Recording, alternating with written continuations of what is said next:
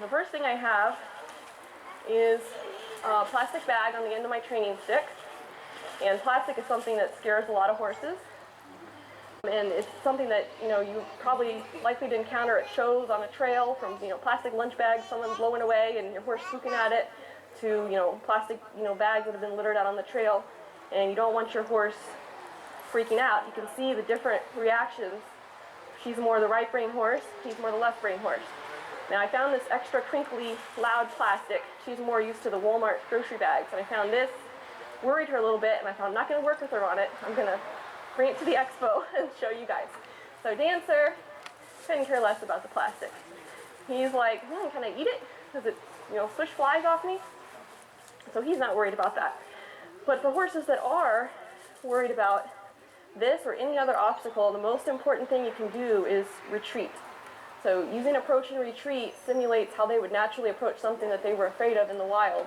They'll approach it, in a zigzag pattern. They might stop and wait. They might retreat back and look at it and see if it's safe and then reapproach. So you want to try to simulate that same thing. That's how prey animals think. How predators think is, I see what I want, I'm going to go get it. Look, this plastic's not going to hurt you, it's not going to hurt you. So you can see that scares her. Because it's just like if you had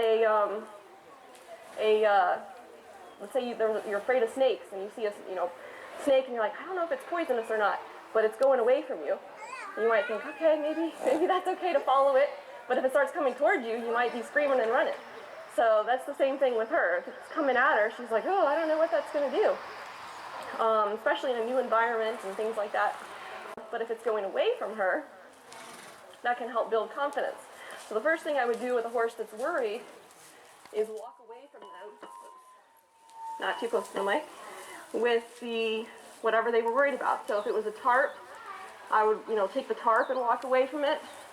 If it was a hula hoop, I would take the hula hoop and walk away. And if it's something big that you can't move, then you can approach with your horse up to it and then walk away from it. Instead of just saying, here's the barrels, jump over them, or side pass over them, or whatever, you could, let your horse make circles around it. You could approach it and then walk away and then reapproach it. And that'll help your horse build confidence. So I walked away from her with it a little bit, and I'm going to let her take a look at it.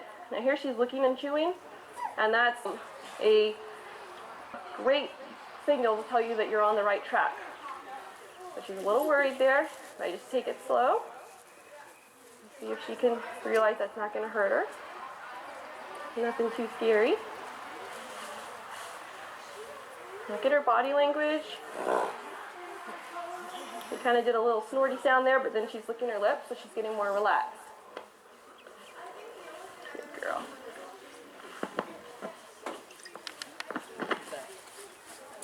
Good girl. Good girl.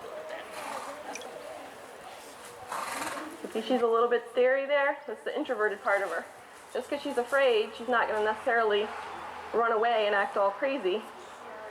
Because she'll kind of stand there and be like, if I don't move, maybe it won't see me.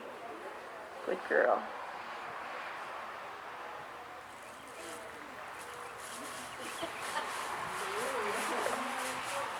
And you can approach and retreat as many times as you need to build your horse's confidence.